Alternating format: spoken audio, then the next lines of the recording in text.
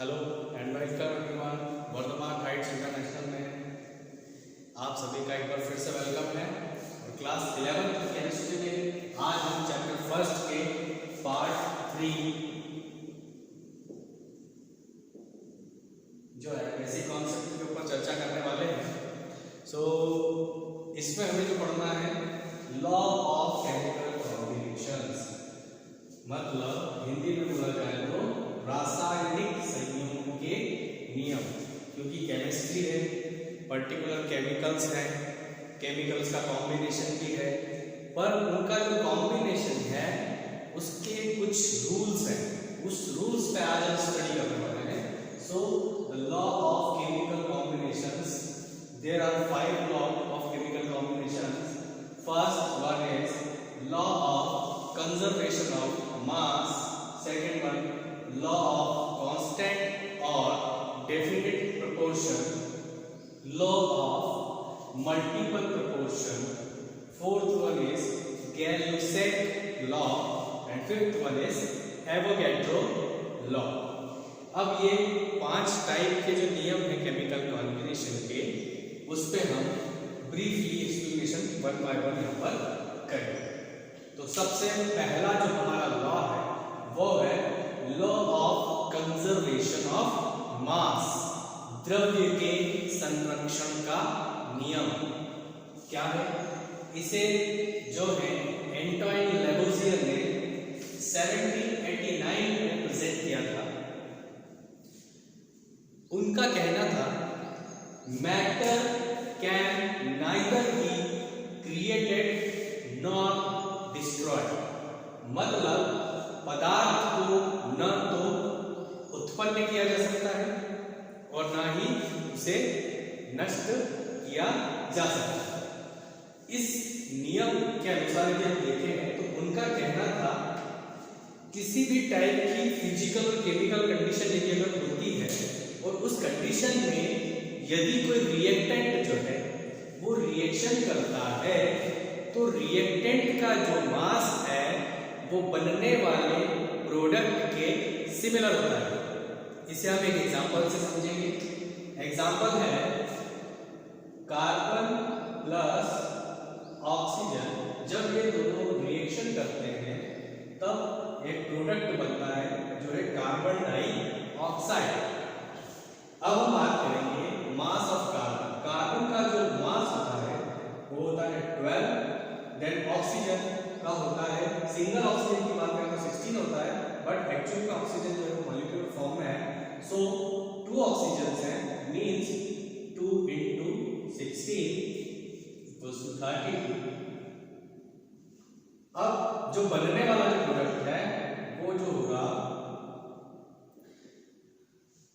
उसका जो मास होगा वो रिएक्टेंट के मास के इक्वल होगा। इट मींस ये जो वेट होगा total 44, here also 44। so first law को इस एग्जांपल के द्वारा हम इसी को ही समझ सकते हैं। सेकंड लॉ जो हमारा आ रहा है लॉ ऑफ कांस्टेंट और डेफिनेट प्रोपोर्शन, स्थिर अनुपात का नियम। मतलब इसे भी एक एग्जांपल के द्वारा समझेंगे, पर पहले एक छोटी सी डेफिनेशन पे हम जाते हैं। जो लॉ ऑफ कांस्टेंट और डेफिनेट प्रोपोर्शन क्या कहता है? A compound always contain exactly proportion of element by weight. Means आप कोई भी ऐसा कंपाउंड अगर लेते हैं, आप उसे कहीं से भी प्राप्त करें, कहीं से भी आप आइसोलेट करें, कहीं से भी आप कैरी करें, उसके अंदर जो मॉलिक्यूल्स होते हैं, जो एलिमेंट्स होते हैं, उनका जो रेशो होता है वो फिक्स होता है। अब कैसे होता है fix? Here example water. Water molecule की अगर हम बात करें तो आप वाटर चाहे अमेरिका से ले लें, चाहे आप चाइना से ले लें, नल का पानी ले लें, कुएं से पानी ले लें, गंदी नाली से भी अगर आप पानी लेते हैं तो वो जो वाटर है उसका एक फिक्स रेशो होता है। कैसे?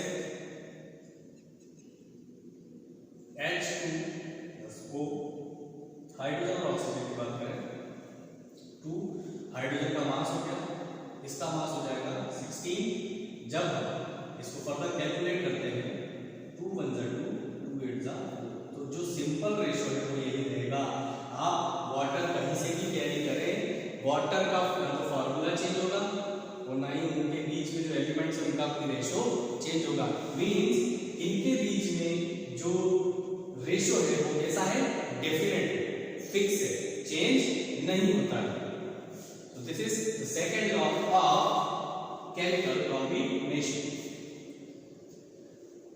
The third law of chemical combination is law of multiple proportion, मतलब गुणित अनुपात का नियम। अब मल्टीपल प्रोपोर्शन के इस नियम को समझने के लिए थोड़ा सा फोकस करना होगा। देखिए आप डेफिनेशन पे गौर करिए। इफ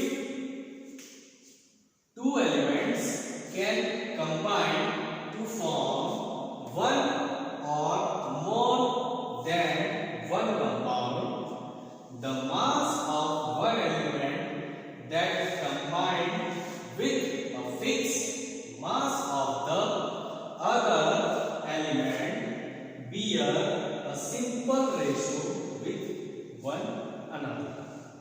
थोड़ा सा कॉम्प्लिकेटेड सिचुएशन। अब हम यहाँ देखेंगे एक्चुअली में होता है। तो इस लॉ का जो मीनिंग है वो यह है कि यदि अगर आप दो एलिमेंट अगर आपस में कंबाइन हो रहे हैं और वन और मोर देन वन कंपाउंड यदि अगर वो बना रहे हैं तो एक एलिमेंट का रेशियो फिक्स होगा और जो दूसरा एलिमेंट है यदि उसके मास को बढ़ाया जाए तो उनके बीच में एक सिंपल रेशो होता है। कैसे, एग्जांपल समझें। यहां पे बात करेंगे वाटर की, या वाटर की बात करते हैं। मॉलिक्यूल ऑफ वाटर H2O और हाइड्रोजन ऑक्सीजन दो एलिमेंट से दोनों से कंबाइन होकर एक तो वाटर बना सकता है और ये दोनों वापस फर्दर कंबाइन होकर H2O2 बना सकते हैं। This is water and this is hydrogen peroxide. So एक एलिमेंट का रेशियो क्या कर रहा है, फिक्स है, मतलब यहां भी दो हाइड्रोजन और यहां भी दो हाइड्रोजन। पर जो दूसरा एलिमेंट है उसके मास को हमने यहाँ पे क्या करा है, इंक्रीज करा है।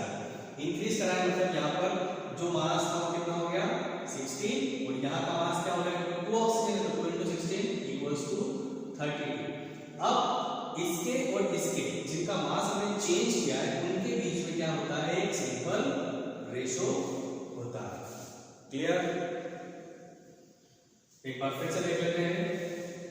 यदि दो एलिमेंट्स कंबाइन होकर वन और मोर देन वन कंपाउंड बनाते हैं तो दो एलिमेंट्स कौन से हो गए, हाइड्रोजन और ऑक्सीजन, दोनों कंबाइन हो गए और जो बना क्या रहे हैं दो प्रोडक्ट बना रहे हैं, मतलब वन और मोर देन वन, मतलब दोनों मिलकर एक तो H2 बना रहा है और H2O2 मतलब हाइड्रोजन पेरोक्साइड बना रहे हैं, जिसमें एक रेशो एक एलिमेंट का रेशो अगर फिक्स कर दिया जाए, मतलब ये तो क्या होगा फिक्स है, यहाँ पे भी 2 है और यहाँ पर भी 2 है, बट हमने क्या करा, जो सेकंड एलिमेंट है उसका मास इंक्रीज कर दिया है।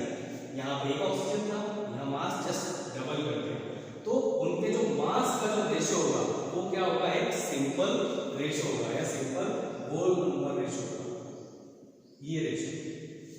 क्लियर? तो this is the law of multiple proportion.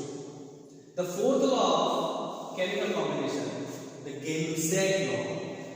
ये जो लॉ था ये गै-लुसैक ने दिया था 1808 में। इनका कहना था if two gases are combined together and form the product which is also a gas, so the volume of reactant means gas and the product gas is in simple ratio।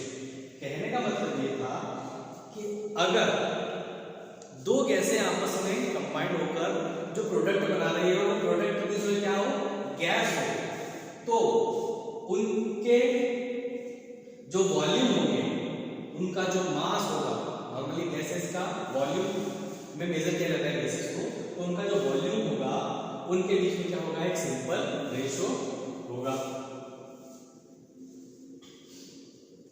कैसे, देखिए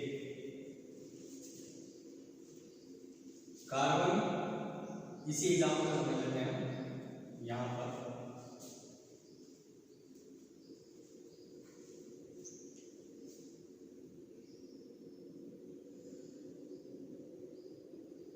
सिंपल रेशो होगा या ये बोल सकते हैं कि उनका जो वॉल्यूम होगा वो क्या होगा, इक्वल होगा।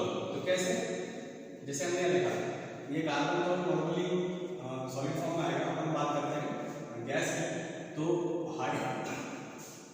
Hydrogen gas H2 plus chlorine is also gas, chlorine जो है वो भी क्या होता है, गैसियस फॉर्म में पाया जाता है, गिव्स 2HCl, ये भी क्या होगा, गैस होगा। ये भी क्या है, गैस, ये भी क्या है, गैस। दो गैस जो आपस में क्या हो रही है, कंबाइंड हो रही है, जो प्रोडक्ट बना रहा है it is also a gas. तो दोनों का जो वॉल्यूम होगा वो क्या होगा, वो क्या होगा, सेम होगा। क्या होगा, सेम। मतलब दो हाइड्रोजन प्लस क्लोरीन 35.5 होता है, तो 35 प्लस 71, और इसका वॉल्यूम कितना हो जाएगा, और मल्टीप्लाई कैसे करेंगे, 2 से, सॉरी 2 से मल्टीप्लाई नहीं करना, 2 से मल्टीप्लाई करना, ये हो जाएगा 1 प्लस 35.5, ये भी आ जाएगा हमारा 73, और ये भी होगा हमारा 73। तो जो वॉल्यूम है वो भी क्या होगा,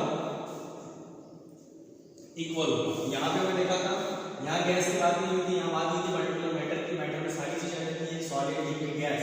बट जो गैल्यूसेन था उनका कहना था केवल जो है वो गैस की बात कर रहे थे, जो रिएक्टेंट है वो भी गैस होगा, जो बनने वाला प्रोडक्ट है वो भी क्या होगा, गैस होगा।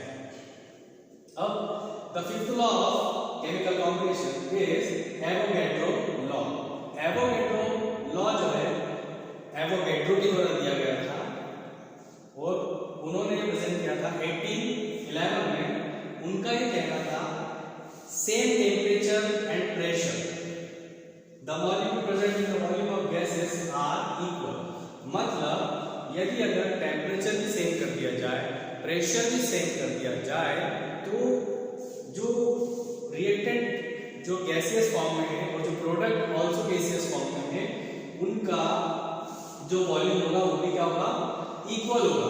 मतलब टेम्परेचर कैसा होगा, उसमें स्टैंडर्ड टेम्परेचर प्रेशर की बात करती हूं मैं, टेम्परेचर प्रेशर क्या होगा, फिक्स कर दिया। लेकिन यहाँ पे क्या था, टेम्परेचर और प्रेशर को क्या करना था, उन्होंने फिक्स नहीं किया था। Clear. So standard temperature pressure पे क्या होगा, जो मॉलिक्यूल्स जो गैस में प्रेजेंट होते हैं, जो वॉल्यूम में प्रेजेंट होंगे गैस के, उसके अंदर जो मॉलिक्यूल्स होंगे उनका जो क्वांटिटी मॉलिक्यूल्स वो क्या होगी, इक्वल होगी। अब कैसे होगी उसे एग्जांपल से समझते हैं। यहां देख लेते हैं, जैसे मान लीजिए गैस को इसमें चलती है, ऑक्सीजन गैस ले ली 10 ml, और इधर नाइट्रोजन गैस ले ली 10 ml। ऑक्सीजन गैस 10 ml में मान लो 20 मॉलिक्यूल्स आ रहे हैं, नाइट्रोजन में 30 मॉलिक्यूल आ रहे हैं, ठीक है। और एक गैस और ले लेते हैं हम यहाँ पे हाइड्रोजन। तो हाइड्रोजन का हमने 10 ml लिया, तो उसमें मान लीजिए 10 मॉलिक्यूल आ रहे हैं, ठीक है। अब इस कंडीशन में उनका ही कहना था एवोगैड्रो का कि यदि अगर इन तीनों को अगर एक स्टैंडर्ड और टेम्परेचर पर फिक्स कर दिया जाए, तो इनके जो मॉलिक्यूल जो चेंजेस हमको दिखाई दे रहे हैं 10, 30, 20, ये क्या हो जाएंगे, सेम हो जाएंगे या इक्वल हो जाएंगे। Clear. Standard temperature and pressure की बात करी है, वॉल्यूम तो इक्वल होगा, लेकिन वॉल्यूम के अंदर जो मॉलिक्यूल्स प्रेजेंट है वो भी क्या हो जाएंगे, एक चीज होगा। जैसे हमने यहाँ पे वॉल्यूम का लिया, सेम लिया, लेकिन नंबर ऑफ मॉलिक्यूल्स डिफरेंट है। O2 के 10 ml में 20 मॉलिक्यूल्स आ रहे हैं, नाइट्रोजन के 10 ml में 30 मॉलिक्यूल्स आ रहे हैं, हाइड्रोजन के 10 ml में 10 मॉलिक्यूल्स आ रहे हैं। तो उसने बोला है कि स्टैंडर्ड टेम्परेचर प्रेशर अगर कर दिया जाए या टेम्परेचर और प्रेशर को फिक्स कर दिया जाए, तो इनके जो मोल्स हैं या जो मॉलिक्यूल्स हैं वो क्या हो जाएंगे, इक्वल हो जाएंगे। तो these are the law of chemical combination. It is very important for exam. I hope you will understand the law of chemical combination. Thank you very much.